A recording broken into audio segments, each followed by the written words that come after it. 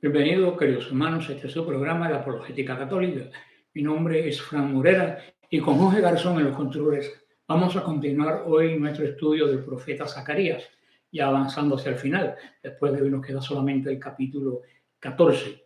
Pero como siempre nos ponemos en la presencia del Señor y oramos en el nombre del Padre, del Hijo y del Espíritu Santo. Amén. Ven, Señor, ven sobre cada uno de nosotros tu presencia divina y abre nuestro corazón, nuestro entendimiento, nuestra mente para poder entender tu santa palabra y así poder dar un testimonio coherente de nuestra fe y llevar tu mensaje al mundo. Todo esto lo pedimos en nombre de Jesús el Señor. Amén. María, Madre de la Iglesia, ruega por nosotros. Pues bien, ahora en la recta final estamos en el capítulo 13 del profeta Zacarías, que es bastante corto, y dice así, en versículo 1. Aquel día habrá una fuente abierta para la casa de Judá y para los habitantes de Jerusalén para lavar el pecado y la impureza. Aquel día, dice, aquel tiempo, en Zacarías 12, cuando lo vimos la semana pasada, terminó con el regreso de Israel al Señor a través de mirar al que traspasaban. Aquel una vez rechazaron, ahora lo aceptaron, como dice el Salmo, la piedra que desecharon los arquitectos es ahora la piedra angular, es fluyendo, saliendo de esta vuelta o aceptamiento de quién verdaderamente el Mesías. Dice entonces que iban a disfrutar de un manantial, un verdadero manantial que trae purificación por el pecado y la inmundicia. Para mí, esto es una prefigura del bautismo, es el único manantial que puede lavar el pecado y la inmundicia. Yo hablando con un amigo mío judío, yo le decía, haciendo hipótesis, ¿no? Le decía, mira, ustedes esperan que venga el Señor, el Mesías, a redimirlos a todos ustedes, ¿no? Y que va primero a preceder por la resurrección de los muertos. Nosotros creemos que el Señor viene a juzgar vivos y muertos. A lo mejor lo que para nosotros la segunda venida, para ustedes va a ser la venida realmente del Mesías, que ahí es donde nos vamos a encontrar los dos pueblos. Es solamente una hipótesis que yo analizaba con él. El manantial dice bien claro que no solo va a ser abierto, sino que permanecerá abierto. Eso es muy importante. Esta idea de que Dios es un manantial para su pueblo ya es muy antigua, desde la época de la peña del Horeb y de todo eso, porque el agua es, lo he dicho muchas veces, esencial para la vida de Israel. A ellos el agua es tan importante como el petróleo o más que el petróleo. Pero esta idea de ser un manantial, Zacarías es quien lo presenta de una forma más profética y más hermosa. Esta idea del manantial que limpia los pecados. Es algo bello y solamente me refiero a lo que decía también San Pablo, que el bautismo es la circuncisión espiritual, que es baño de regeneración. Hay un manantial abierto. Yo me recuerdo que el canto que dice, hay una fuente en mí que está brotando. Es así, hay un manantial abierto, no una cisterna, no es un depósito de agua, es un manantial, es una fuente continua que corre burbujeando. Y dice que está llena igual que al principio. Y así es la misericordia de Dios para otorgarnos el perdón y la justificación a nuestras almas. Los medios por los cuales el pecado y las cosas relacionadas al pecado pueden ser quitados son en este momento accesibles a los hijos de los hombres. La expiación no es una fuente escondida, no es una fuente encubierta, no es una fuente cerrada, no es una fuente atrancada o atornillada, es una fuente abierta y asequible. La única cosa que puede limpiar este manantial va a ser el pecado y la inmundicia. Es el manantial de Dios. Ningún otro lo puede quitar. Es el suministro y nada más puede limpiar. Toda nuestra vida, nuestra salvación, depende del bautismo, que nos devuelve la gracia perdida por nuestros primeros padres y nos hace de nuevo semejantes a Dios. Y con Él se lleva todo ese rasgo de millones de años de cargando pecado original. Eso solamente lo puede hacer este manantial, que es el bautismo que va a estar fluyendo hasta el último día del mundo. Vamos a ver versículo 2 al 6.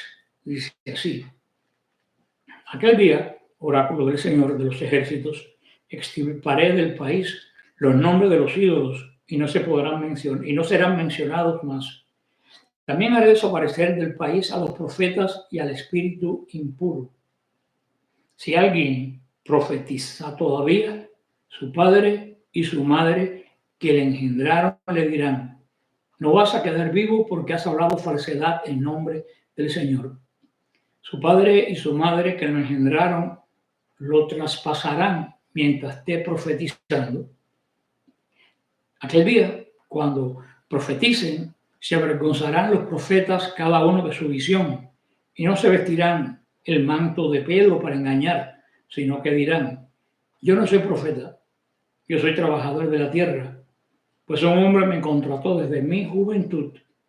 Y si le dicen: ¿qué son esos cortes en tus brazos?, responderá: fue herido en casa de mis amigos. Un poco confuso, no diría confuso, oscuro este versículo. La idolatría y la falsa profecía fueron las dos causas que perdieron a Israel. Y una de las cosas que el Señor más detesta, que es la idolatría. Lo he dicho muchas veces, no es como piensan las personas de otros grupos, que es pensar que una estatua de madera o de mármol o de yeso es Dios. Ellos piensan que nosotros somos imbéciles, no sé qué piensan ellos de nosotros. Pero yo no conozco ningún católico, ni el de más baja instrucción, que pueda imaginarse que una imagen, una estatua de madera puede ser Dios. Eso solamente está en la mente enferma y prejuiciada de ellos. La idolatría es más que eso. La idolatría es poner a Dios a lo que no es Dios en el lugar que ocupa Dios. Cuando tú quitas a Dios del medio, pones a otro ídolo en ese lugar, todo lo demás se sale de su lugar. De forma que puedan empatarse y tu vida se vuelve, o de la nación, se vuelve un verdadero caos. Por eso la idolatría, si vienes a ver lo que el pecado de Adán y Eva de desobediencia fue una idolatría, fue ponerse ellos en el lugar de Dios, decidir ellos en el lugar de Dios, ser como dioses. El demonio siempre nos tienta hacia la idolatría, a sustituir al Dios verdadero por uno falso. Y si es de los que Él provee, mejor todavía. Y la profecía también, el Señor detesta la falsa profecía, porque es meterse en el campo de Él. La profecía es palabra de Dios. Y un falso profeta está dando una palabra mentirosa de Dios. Si vienes a ver, es otro tipo de idolatría también. Los lugares de Israel que estaban llenos de todos esos falsos dioses que llevaron a través de tanto tiempo viviendo entre los gentiles. Y todavía hasta el día de hoy, si tú vas a Israel, yo diría que Israel es un pueblo, no es un pueblo creyente, es un pueblo agnóstico, es un pueblo agnóstico, que cree en todo pero no cree en nada. Hay una parte no muy grande de la población que practica judaísmo. De hecho, los judíos son más piadosos fuera de Israel que adentro. Hay ciudades nuevas que no tienen sinagoga en Israel. Y a pesar que la ley de Israel es la Torá, como la ley civil, no implica nada religioso. Es una ley que interpretan. La mayoría de los judíos, hay otra pequeña comunidad cristiana, compuesta mayoritariamente por católicos y ortodoxos, y una minoría entre la minoría protestante muy pequeña, y está otra minoría más grande que la cristiana, que es la minoría musulmana. Pero la inmensa mayoría de los israelitas de herencia judía son agnósticos, creen en amuletos. La nueva era está tremendamente metida, inclusive entre los religiosos a través de la cábala y entre las personas normales a través de amuletos y todo eso que implica la nueva era. Es un pueblo que todavía tiene muchos dioses. Dios promete en última instancia hasta quitar la memoria de nuestro pecado. Como le dije, el Señor para lo único que tiene mala memoria es para nuestros pecados. Es la única parte de Dios que está mala. La memoria cuando tiene que ver con los pecados nuestros.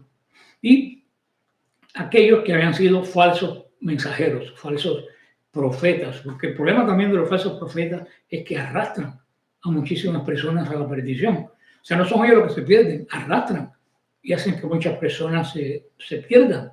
Y dice que hasta que aquel día los falsos profetas se van a avergonzar de su mensaje.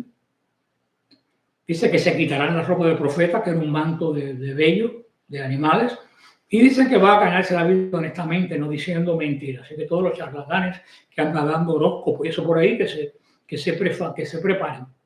Esto no dice que va a cesar la verdadera profecía, sino que está hablando de aquellos que engañan a las personas hablando de un falso poder o de un falso Dios. El hombre acusado de ser un falso profeta insiste en que las cicatrices de su cuerpo van a decir que son heridas que él mismo se hizo. Y esto se asocia con los falsos profetas. Habían falsos profetas que se cortaban las manos. Pero también la herida que ellos tienen de condenación se la hicieron ellos mismos por profetizar una palabra que no venía de Dios. Y dice que van a decir que le pasó alguna bronca de amigos que, para no decir que son profetas. Es una explicación irónica e improbable y muestra cuán desesperadamente la gente en ese tiempo va a evitar ser identificada con esos falsos profetas. Toda esta gente que corre hoy en día atrás de todas esas falsas ideologías en las universidades, en todos los lugares, va a llegar un día que se van a avergonzar. Y aunque parezca imposible hoy, créanme que va a llegar. La traducción de la Biblia cuando habla de heridos también, en el contexto, fui herido en casa de mis amigos, se le puede dar, hay bibliógrafos que han dado otra visión que hace que se parezca más al Señor Jesús, a las heridas de las manos y de los pies del Señor Jesús. Pero el hebreo es más literal, entre tus manos, es decir, sobre el cuerpo. O sea, el pecho y la espalda, no específicamente las llagas de las manos de Jesús. También algunos, por supuesto, aplican esto a Cristo porque Zacarías ya ha mencionado, verán, al que traspasaron. Pero esto es empujar la profecía que no encaja para que entre. Porque es evidente que lo primero habla el Señor Jesús y ahora está hablando de los falsos profetas. Así que yo no creo que esto tenga nada que ver una cosa con la otra.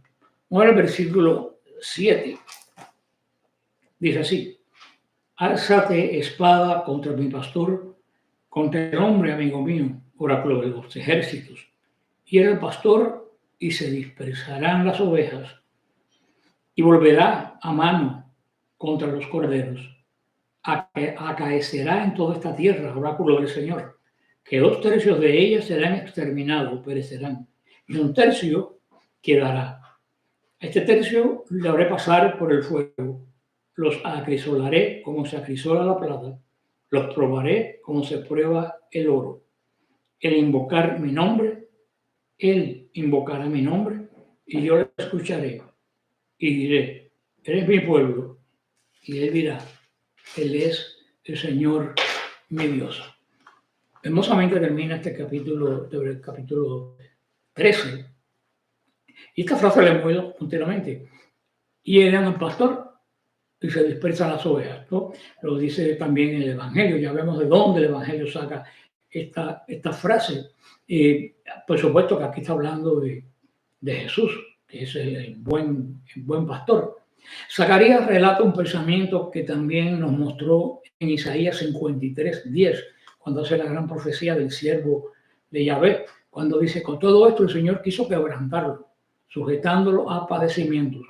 Los profetas Isaías y Zacarías declaran enfáticamente que el Señor es quien ordena el sufrimiento del siervo de Dios y con un propósito. Podemos decir, la salvación es obra de Dios y de nadie más. Jesús no fue víctima de las circunstancias ni estuvo a merced del poder político, como dicen algunos, ni de la sociedad. No, fue una obra ordenada y planificada del Señor con el propósito de beneficiarnos y llevarnos de nuevo a ser imagen y semejanza de todo esto cientos de años antes de que esto sucediera. Como dice San Pablo en 2 Corintios 5:19, que Dios estaba en Cristo reconciliando consigo al mundo. El Padre y el Hijo trabajaron junto a la cruz. Aunque Jesús fue tratado como si fuera enemigo de Dios, por supuesto que no lo era.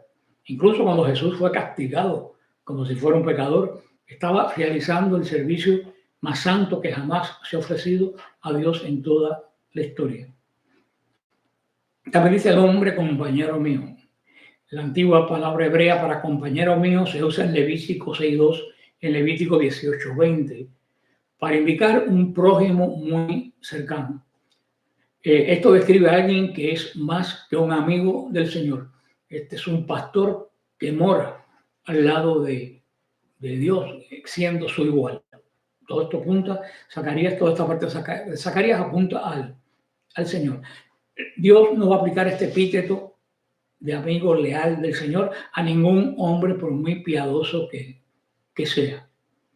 La idea implica de compañero cercano, implica no solo similitud en la vocación, sino también comunidad de descendencia, ya sea física o espiritual. Dios llama a alguien prójimo.